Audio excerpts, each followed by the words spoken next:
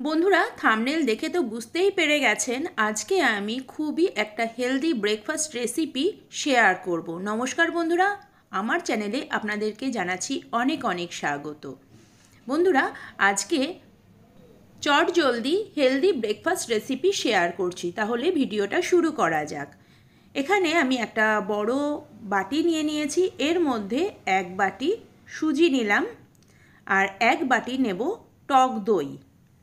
টক দইটা যদি বেশি ঘন হয় এর মধ্যে সামান্য একটু জল মিশিয়ে দেবেন।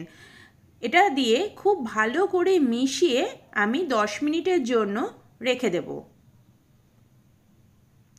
10 মিনিটের জন্য রেখে দেব যাতে সুজিটা ভালো মতন ফুলে যায়।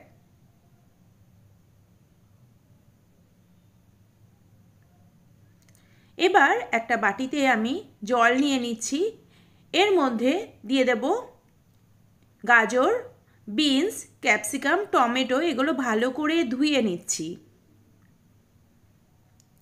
সমস্ত সবজিগুলোকে খুব পাতলা করে কেটে নেব। গাজরটা আমি কুড়িয়ে নিচ্ছি, কারণ গাজর নরম হতে কিন্তু একটু সময় লাগে। কুড়িয়ে নিলে সেটা খুব তাড়াতাড়ি নরম হয়ে যাবে।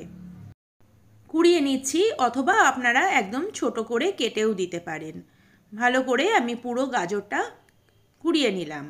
গাজর আমাদের শরীরের জন্য কিন্তু ভীষণই ভালো। আর এখানে ক্যাপসিকাম আমি অর্ধেকটা ক্যাপসিকাম নিচ্ছি, যেহেতু এটা বড় সাইজের ক্যাপসিকাম, সেই কারণে আমি অর্ধেকটা নিয়ে নিলাম। আর ক্যাপসিকামটাকেও খুব ছোট ছোট করে কাটবো। খুব পাতলা করে আমি কেটে নিচ্ছি। এবার বিনসগুলোকেও একদম পাতলা পাতলা করে কেটে নেব। সমস্ত সবজিগুলো আমার কাটা হয়ে গেল।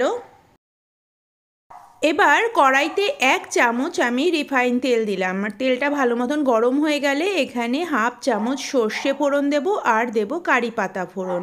ফোড়নটা ভালো মতন ভাজা ভাজা হয়ে গেলে সমস্ত সবজিগুলো এর মধ্যে দিয়ে দিলাম। গ্যাসের ফ্লেমটা কিন্তু কমিয়ে রাখবো।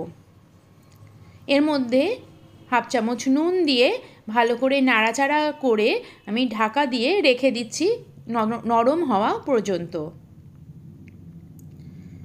এবার দিচ্ছি ধনে পাতা। ধনে পাতার এই ডাঁটিগুলোও কিন্তু আমি ফেলবো না। এই ধনে পাতার ডাঁটির মধ্যেও কিন্তু অনেক বেশি ধনে পাতার একটা যে সুন্দর গন্ধ সেটা পাওয়া যায়।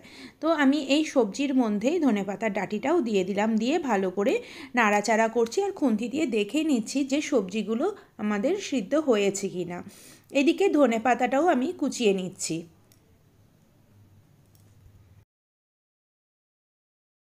আর দিচ্ছি কাঁচা লঙ্কা কুচি। বাচ্চারা খেলে কাঁচা লঙ্কাটাকে স্কিপ করে যাবেন, আর লঙ্কার পরিমাণটা আপনাদের নিজেদের পছন্দ মতন দেবেন।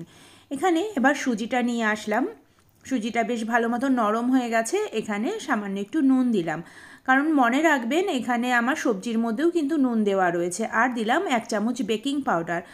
আর দিচ্ছি টমেটো কুচি, ধনে পাতা কুচি, লঙ্কা কুচি, সমস্ত এগুলো দিলাম। আর ভেজে রাখা আমার সবজিটাও এর মধ্যে দিয়ে দিলাম। আর দিয়ে দিচ্ছি এর মধ্যে কিছুটা পরিমাণ জল। জলটা মেশালে আপনারা বুঝতে পারবেন এটা একটা স্মুথ ব্যাটার তৈরি হবে, সেই মতন আপনারা জলটাকে ব্যবহার করবেন। খুব ভালো করে মিশিয়ে একটা স্মুথ ব্যাটার তৈরি করে নিচ্ছি। এবার আমি এখানে আপ্পাম মেকার নিয়ে নিলাম। আপ্পাম মেকারের মধ্যে ভালো করে তেল ব্রাশ করে নিচ্ছি। গ্যাসের ফ্লেমটাকে বাড়িয়ে রাখবো। এবার প্রত্যেকটা বাটির মধ্যে আমি ব্যাটারটা দিয়ে দিচ্ছি।